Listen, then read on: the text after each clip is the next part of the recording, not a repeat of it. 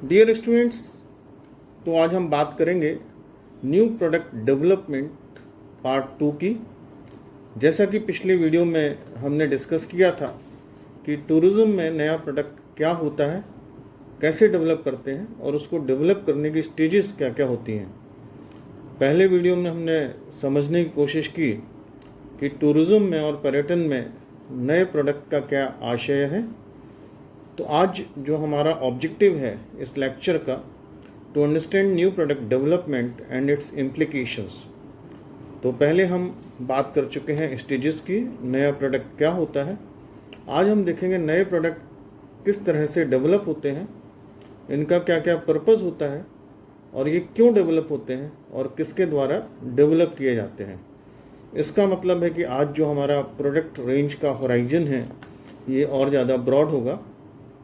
नए प्रोडक्ट से हमारा मतलब है, जैसे आपने मोबाइल का यूज़ किया होगा, तो मोबाइल से पहले जो फ़ोन आते थे वो केबल्ड फ़ोन थे, तार से सिग्नल का ट्रांसफ़र होता था। और जो पहली बार मोबाइल आया तो ट्रेडिशनल फ़ोन का नाम हो गया वायर वाला फ़ोन या कॉपर केबल फ़ोन या लैंडलाइन फ़ोन। मोबाइल के आने से बहुत सारे नए प्रोडक्ट्स भी एग्जिस्टेंस में आए। जब हमने मोबाइल का यूज़ करना शुरू किया तो मोबाइल कवर आए, मोबाइल रखने के लिए स्टैंड आए, मोबाइल के लिए ट्राइपॉड आए, सिम इजेक्टर आए, पाउच आया, होल्डर्स आए, मोबाइल के लिए पेन ड्राइव आई।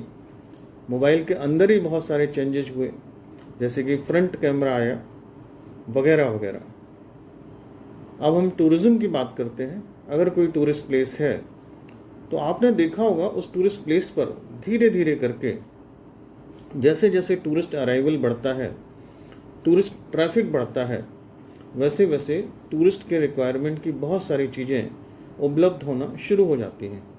इसका मतलब ये है, अगर कोई शहर है और उसमें धीरे धीरे टूरिस्ट ने आना शुरू किया तो होटल्स बढ़ेंगे, लॉज बढ़ेंगी, एकोमोडेशंस बढ़ेंगी, टैक्सी बढ़ेंगी, मतलब टूरिस्ट के काम की सारी चीज़ें धीरे धीरे वहाँ आ जाएंगी। इन सबको एक शब्द से हम डिफाइन कर सकते हैं, वो है TPF, टूरिज़्म प्लांट फैसिलिटीज़। ये एक प्लांट की तरह हो गया और इस प्लांट में बहुत सारी फैसिलिटीज़ बढ़ती जाती हैं। पुराने लेक्चर में हमने बात की थी स्टैच्यू ऑफ यूनिटी की।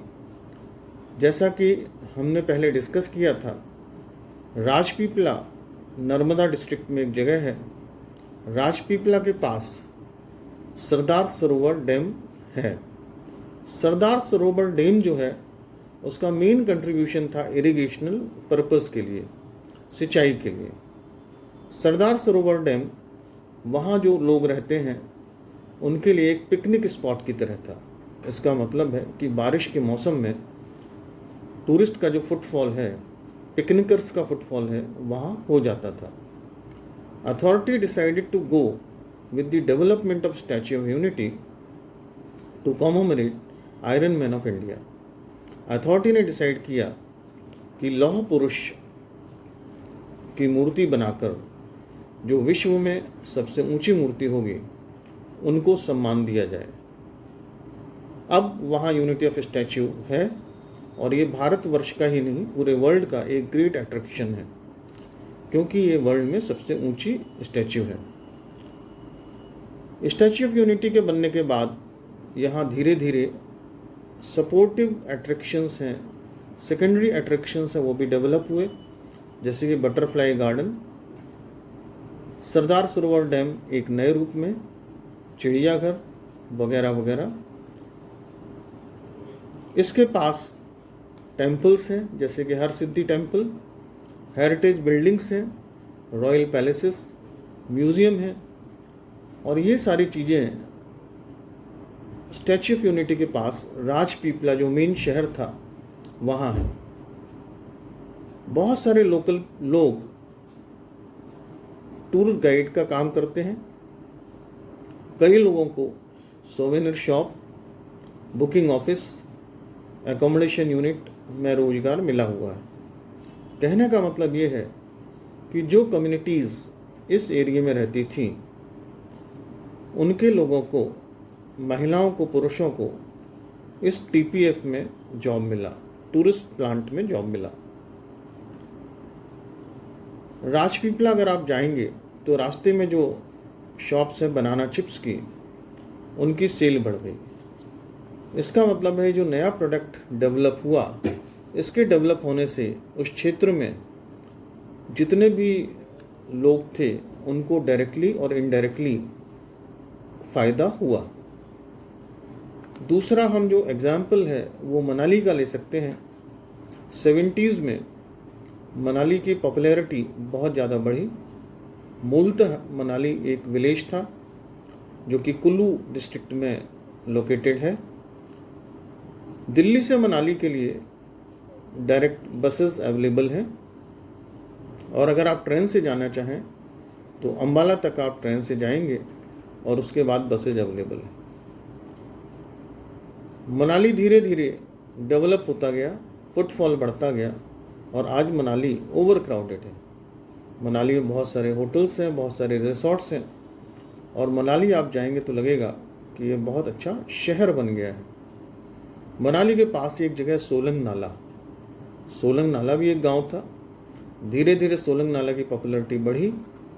यहाँ ज़ोरबिंग, माउंटेन कार्ट, स्कीइंग, पैराग्लाइडिंग जैसी कई गतिविधियाँ विकसित हुई। लोग जो कि नेचर के पास रहना चाहते हैं, उन्होंने सोलंग नाला में रहने के लिए प्रेफर किया। जैसा कि हमने डिस्कस किया कि Manali is becoming over crowded, और Solang Nala evolved as secondary destination. मतलब जिनको शांति चाहिए, पहाड़ों के बीच में रहना है, अब वो सोलंग नाला को प्रेफर करते हैं। तो एक नया डेस्टिनेशन मनाली के पास, आप इसे सेकेंडरी डेस्टिनेशन भी कह सकते हैं, डेवलप हो गया और इसका नाम हो गया सोलंग नाला। बट मूलतः जो सोलंग नाला की पहचान है वो मनाली के कारण ही है। तीसरा एग्जाम्पल हम ले सकते हैं उत्तराखंड में एक बहुत ही स्पिरिचुअल वैल्यू वाले मंदिर का। इस स्थान को हम जानते हैं, इस स्थान को हम जानते हैं त्रिजुगी नारायण के नाम से। त्रिजुगी नारायण में भगवान शिव जी का एक मंदिर है, और लोगों की आस्था इस मंदिर में बहुत ज़्यादा है। इसमें जो भी पिलग्रिम्स जाते हैं, श्रद्धालु जाते हैं, मंदिर के दर्शन करने जाते हैं। अभी कुछ समय से त्रिजुगी नारायण एक पॉपुलर वेडिंग डेस्टिनेशन बनता जा रहा है। तो पहला जो हमने एग्जाम्पल लिया था स्टैच्यू ऑफ यूनिटी का, ये एक बिल्कुल ही कम्प्लीटली नया टूरिज्म प्रोडक्ट बना। दूसरा हमने एग्जाम्पल लिया सोलंग नाला का, ये मनाली के पास as a secondary destination develop हुआ। और ये जो तीसरे एग्जाम्पल की हमने बात की त्रिजुगी नारायण, त्रिजुगी नारायण बहुत पुराना डेस्टिनेशन है, लोग वहाँ जाते हैं, पर्यटन का क्षेत्र है, लेकिन एक नए प्रारूप में, नई आइडेंटिटी के साथ, नए परिचय के साथ इसका अभी उद्भव हुआ। चौथा डेस्टिनेशन जो कि मध्य प्रदेश में स्थित है, हनुवंतिया। हनुवंतिया एक वाटर रिजर्वायर है। इसके ऊपर मध्य प्रदेश पर्यटन ने बहुत अधिक काम किया, और हनुवंतिया में साल में एक बार टूरिज्म फेस्टिवल को ऑर्गेनाइज किया जाता है।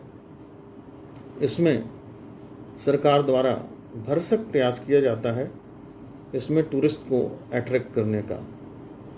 आने वाले समय में हो सकता है कि हनुवंतिया लोगों के बीच में बहुत पॉपुलर हो जाए। बेसिकली एक वाटर बेस्ड एक्टिविटीज़ के लिए बहुत अच्छा स्थान है। तो जो चौथा एग्जाम्पल है, इसमें सरकार ने नए प्रोडक्ट को डेवलप किया इस आशय के साथ कि मध्य प्रदेश में वाइल्ड लाइफ है, मध्य प्रदेश में हेरिटेज है, मध्य प्रदेश में बहुत सारे वाटर बेस्ड एक्टिविटीज़ का जगह हैं, और हनुवंतिया एक नया प्रोडक्ट इसमें ऐड हो सकता है। पांचवा एग्जाम्पल हम ले सकते हैं, जैसा कि हम जानते हैं न्यू दिल्ली। दिल्ली एक हब है भारतवर्ष की।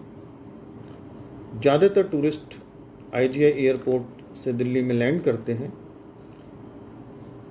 दिल्ली में अक्षरधाम टेम्पल बना, अक्षरधाम टेम्पल बनने के साथ ही पर्यटकों ने इस नए अट्रैक्शन में जाना शुरू किया जो कि स्वामी नारायण जी के लिए समर्पित है। तो इस केस में हमने देखा कि जो एग्जिस्टिंग टूरिज्म प्रोडक्ट है उसको हम इंटीग्रेट कैसे करते हैं, उसमें हम गतिविधियां कैसे बढ़ाते हैं और उसको हम कंप्लीट टूरिज्म डेस्टिनेशन कैसे बनाते हैं। तो अब टूरिज्म के लिए दिल्ली में अक्षरधाम स्पिरिचुअल एक्टिविटीज़ के लिए हो गया, कुतुब मीनार लाल किला हेरिटेज के लिए हो गया, कनॉट प्लेस जनपथ शॉपिंग के लिए है, गुड़गांव शो के लिए हो गया। इसका मतलब है कि दिल्ली एनसीआर एरिया एक ऐसा पर्यटक स्थल है जहां पर्यटक की पूरी फैमिली के लिए कुछ ना कुछ गतिविधियां आपको ज़रूर मिलेंगी। अब इसमें लिमिटेशंस क्या होती हैं? As we know, India is ancient attraction and pro founder of many religions, cults and spiritual thoughts. India बहुत अच्छा हेरिटेज अट्रैक्शन भी है। इसमें जो जगह है, बहुत सारी जगह अपने आप डेवलप हुई। आप किसी भी जगह का एग्जांपल ले लें, प्रयागराज, मथुरा, आगरा, ये सारी जगह खुद ब खुद डेवलप हुई। पर्यटक यहाँ सदियों से आते हैं। इसका मतलब है जो टूरिस्ट प्लेसेस हैं, टूरिज्म प्रोडक्ट्स हैं, सेल्फ इवॉल्व्ड हैं, नॉट क्रिएटेड। इनको क्रिएट हमने नहीं किया है, कोई हमने प्रोडक्ट बनाने की कोशिश नहीं की है, ये अपने आप बने और पॉपुलर हुए। अब अथॉरिटीज़ इनको शेप देने की कोशिश करती है, इनको कंप्लीट प्रोडक्ट बनाने की कोशिश करती है। इस तरह से जब भी हम नए प्रोडक्ट को डेवलप करते हैं तो हम ये देखते हैं कि नए प्रोडक्ट को इंटीग्रेट करना है, एज ए सेकेंडरी प्रोडक्ट बनाना है, कंप्लीटली नया प्रोडक्ट बनाना है, या एग्जिस्टिंग को रीशेप करना है।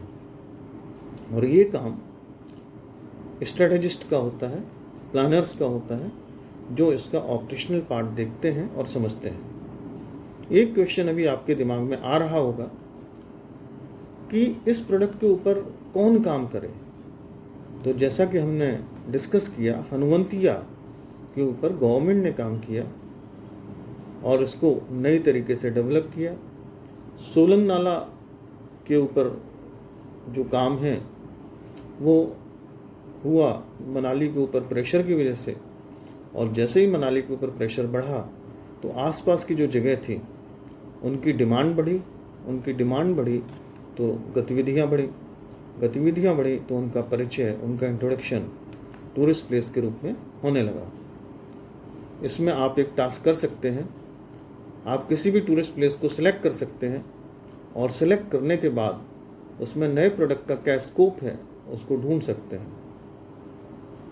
दूसरा काम आप ये कर सकते हैं, एक प्लान डेवलप कर सकते हैं और उस प्लान से आप आइडेंटिफाई कर सकते हैं कि इसमें कौन कौन सी स्टेजेस हैं और वो स्टेजेस किस तरह से काम करती हैं।